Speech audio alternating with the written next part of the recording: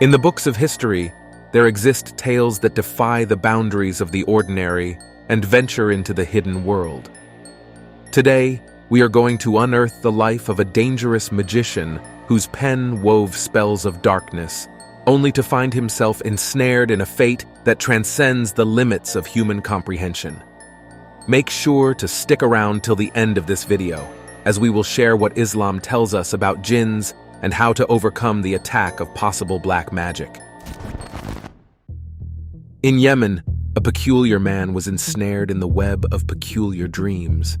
These dreams, an intricate tapestry woven from his emotions, ideas, and boundless imagination, became the foundation upon which he constructed fantastical narratives. However, there was a twist, an eccentricity that set his tales apart. From the depths of his unconventional mind emerged a tome that would etch his name into the annals of history, the Necronomicon. This perilous book, a creation infamous for its sinister reputation, endured numerous attempts to erase its existence through flames. Yet, like an insidious shadow, copies proliferated, perpetuating their malevolent legacy. Al-Hazrat, the enigmatic author, held an inexplicable fascination with the dark arts. Black magic and sorcery found refuge within the very pages he authored. The very title, Necronomicon, whispered tales of the deceased, and those who dared invoke its contents in reality often found themselves ensnared in a macabre dance. Al-Hazrat, though its author, was not exempt from its grim embrace. His end, shrouded in mystery, gave birth to conflicting accounts. According to the chronicles penned by Ibn Khaldun, a 13th century biographer, an invisible behemoth, seized the man, consuming him in broad daylight. Witnessed by a trembling crowd, paralysis gripped them, leaving them to bear witness to the unfathomable. Now let's talk about the reality of jinn and their value in Islam. First things first, what exactly are jinn? Well, according to Islamic teachings, jinn are supernatural beings created by Allah from smokeless fire. Unlike humans, they're not visible to the naked eye, which is why they remain a mystery to most of us. Jinn have their own lives, societies, and choices, just like humans. They can be good or bad, believers or disbelievers, just like us. The Quran, the ultimate source of guidance in Islam, offers us insights into the world of jinn. Surah Al-Jinn, chapter 72, is dedicated entirely to these fascinating creatures. It tells us that jinn, too, received messengers from among themselves to guide them towards the right path.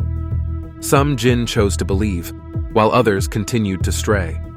This tells us that jinn, like humans, have the power to make choices that define their spiritual path. So why do jinn matter in Islam? Well, they serve as a reminder of the unseen world that coexists with our reality. Learning about jinn encourages us to be cautious and seek refuge in Allah from their potential harm. At the same time, it emphasizes that they, too, have the capacity for faith and guidance. So, how do we protect ourselves from the influence of jinn? Islamic teachings emphasize the importance of seeking refuge in Allah. A powerful invocation known as A'udhu billahi min ash-shaytanir rajim, I seek refuge with Allah from the accursed devil, serves as a shield against the malevolent intentions of jinn and shayateen, evil forces. This simple yet potent phrase is our armor, reminding us that Allah's protection is our ultimate safeguard. The Quran provides us with specific chapters to seek refuge from the unseen harm of jinn and malevolent forces. In Surah Al-Falaq, chapter 113, and Surah An-Nas, chapter 114, we're guided to ask Allah for protection against the darkness and the whispers of those who try to harm us. These chapters remind us that, no matter how formidable the unseen world may seem, Allah's light prevails over all. If you look at the reason of revelation of the last two surahs of the Quran, قُلْ أَعُوذُ بِرَبِّ الْفَلَقِ قُلْ أَعُوذُ بِرَبِّ النَّاسِ, it is connected to protection against magic. Read those verses, you will find anyone who ties knots and blows in them is considered a magician. Drawing wisdom from Sahih Muslim and Sahih al-Bukhari, let's delve deeper into practical guidance. In Sahih Muslim, the Prophet Muhammad, peace be upon him, advised reciting Ayat al-Kursi, Quran 2:255, before going to sleep. This powerful verse acts as a guardian, offering protection from jinn and evil influences throughout the night. Another hadith in Sahih al-Bukhari narrates the importance of reciting Surah al-Ikhlas, Surah al-Falaq, and Surah an-Nas 3 times each before sleep. This prophetic practice serves as a spiritual shield, fortifying us from negative energies. Black magic, a dark art forbidden in Islam, can have detrimental effects on individuals. Thankfully, Islam provides cures for those ensnared by its malevolent grasp. Once, during the lifetime of the Prophet Muhammad, peace be upon him, a group of Jewish individuals from the tribe of Banu Zurak attempted to harm him through black magic. They sought the help of a Jewish sorcerer named Labid ibn al-Assam to cast a spell on the Prophet. The sorcerer crafted a spell by tying knots, using the hair of the Prophet and a comb, and then burying it in a well. As a result of this magic, the Prophet Muhammad, peace be upon him, began to experience physical distress. He would imagine that he had done things he had not actually done, and forget things he should remember. However, his revelations and connection with Allah were not affected by this magic. Upon discovering the plot, the Prophet Muhammad, peace be upon him, sought guidance from Allah. Angel Gabriel eventually informed him about the source of the magic and its location. The Prophet, accompanied by some of his companions, went to the well where the spell was buried. With the guidance and permission of Allah, the Prophet Muhammad, peace be upon him, was able to retrieve the spell from the well. As he removed the knots and recited verses, the effects of the magic began to dissipate. During this event, 2 short chapters of the Quran, Surah al-Falaq, chapter 113, and Surah an-Nas, chapter 114, were revealed. These chapters contain supplications seeking refuge in Allah from the evil of what He has created, including harmful forces such as black magic. Upon reciting these verses, the Prophet Muhammad, peace be upon him, was completely cured from the effects of the magic.